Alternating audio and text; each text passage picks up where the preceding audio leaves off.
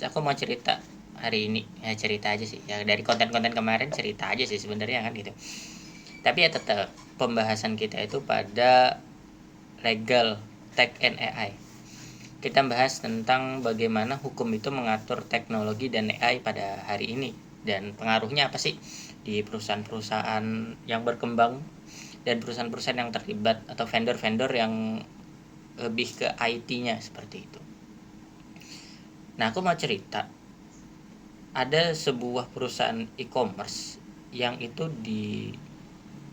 dituduh telah membocorkan data salah satu pelanggannya. Ya, sebagaimana kita tahu ya kan, perusahaan e-commerce itu pasti menghimpun banyak data pribadi dari pelanggan-pelanggannya.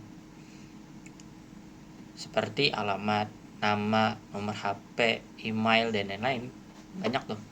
Ya, sebagaimana kita beli paket di e-commerce itu kan kita masukkan data pribadi kita. Dan itu menjadi kewajiban bagi sebuah perusahaan e-commerce untuk menjaganya. Dan perusahaan ini dituduh telah membocorkan salah satu data dari pelanggan. Wah, tidak terima dong. Pemilik perusahaan itu tidak terima karena selama ini mereka menjaga dan baik-baik saja dan mereka memiliki sistem yang baik. Nah, bagaimana cara menghilangkan tuduhan ini dan bagaimana menjaga kepercayaan dari customer lain bahwasanya perusahaan e-commerce ini tetap menjaga dan menjamin bahwa setiap data pribadi dari pelanggannya itu tetap terjaga dengan baik. Nah, yang perlu kita pahami adalah di sini dalam pasal 31 Undang-Undang PDP itu ada kewajiban dari perusahaan pengendali data pribadi itu untuk melakukan perekaman pada setiap perlindungan data pribadi. Perekaman itu apa? Perekaman itu adalah bentuk bagaimana segala tindakan-tindakan yang berkaitan dengan perlindungan data pribadi itu ada bukti bukti rekam jejaknya. Contohnya itu seperti ini. Adanya sistem log access. Jadi siapapun yang mengakses data pribadi itu terbaca oleh sistem. Misalkan contoh, karyawan A mengakses data pribadi pelanggan B di jam 3 sore tanggal 27 Januari 2026, misalkan seperti itu. Nah, itu terdata tuh. Dan data ini tersimpan. Nah, inilah yang disebut sebagai perekaman jejak. Jadi ketika misalkan ada perusahaan e-commerce yang itu dituduh telah membocorkan data pribadi, rekam jejak inilah yang menjadi bukti. Ya, simpelnya itu kayak CCTV lah. Ketika ada barang yang hilang di rumah, misalkan seperti itu, maka siapa yang mengambil tinggal buka CCTV. Ini sama.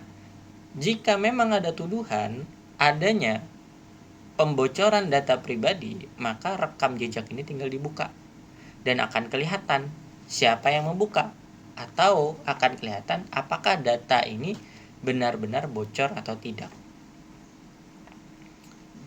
Nah, inilah cara mudahnya dan undang-undang telah mewajibkan hal ini. Kewajiban ini disertai dengan hukuman pasal 57 bahwasanya setiap pengendali data pribadi itu wajib melakukan perekaman jejak data pribadi. Jika tidak, di pasal 57 itu ada sanksi administrasi. Nah, sanksi administrasi itu bisa nanti berupa tulisan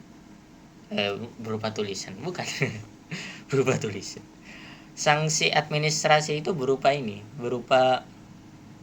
peringatan tertulis. Nah, tulisan dari mana tulisan? Berupa peringatan tertulis, berupa pemberhentian pengendalian data pribadi, berupa pemusnahan atau penghapusan data pribadi itu, dan yang terakhir adalah denda. Denda ini besarannya adalah 2% dari omset pada tahun itu. Per case. Itu masalahnya per case itu. besar, apalagi kalau misalkan case itu banyak gitu kan. 50 case aja berarti 100% omset tahun itu denda ke negara.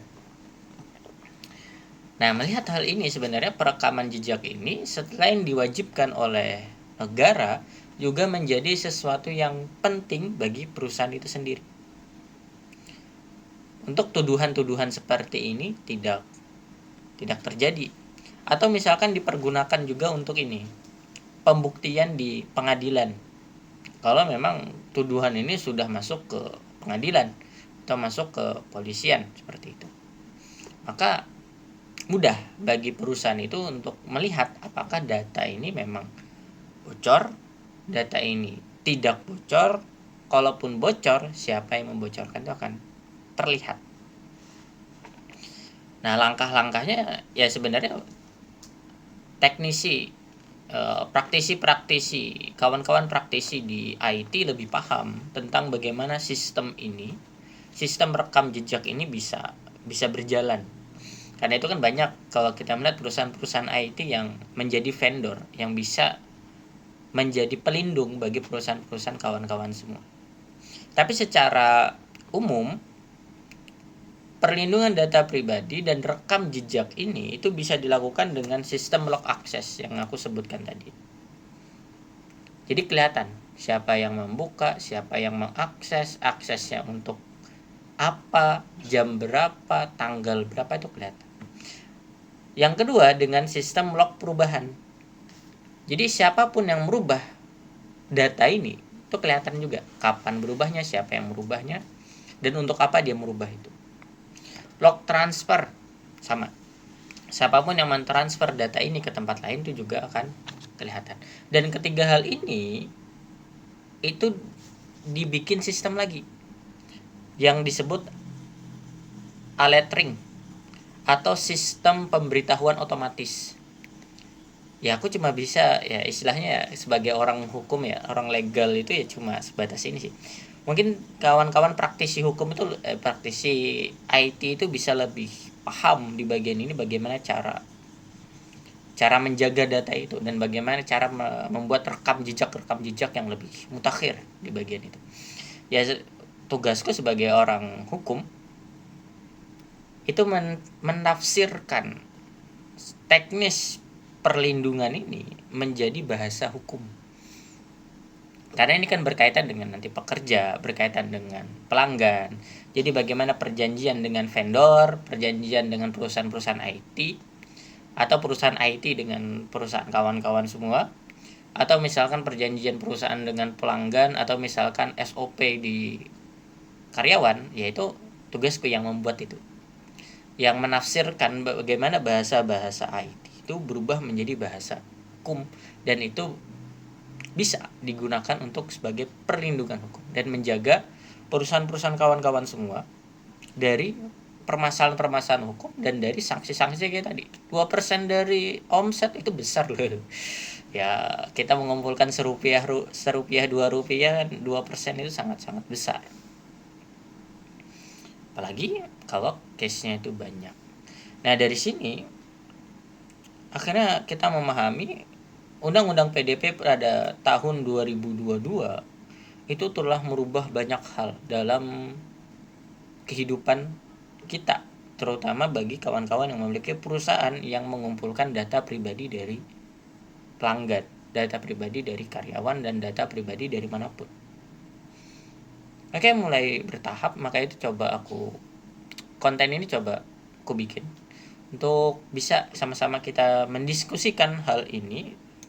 Dan lebih-lebih kalau kita bisa bekerja sama, lebih-lebih kalau kita bisa bertukar informasi dan belajar lebih banyak tentang dunia teknologi dan AI pada hari ini. Oke, mungkin itu dulu ya pada hari ini. Mudah-mudahan apa yang kita diskusikan pada hari ini bisa terus menambah keilmuan kita dan bisa bermanfaat bagi kehidupan kita. And terima kasih.